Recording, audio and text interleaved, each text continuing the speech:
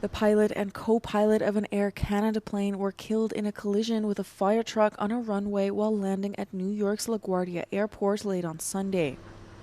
Photos and videos from the scene showed severe damage to the front of the aircraft, with cables and debris hanging from a mangled cockpit.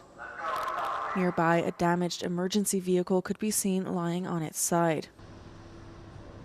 41 passengers and crew members were taken to nearby hospitals, some with serious injuries. Most have since been released from treatment, authorities said.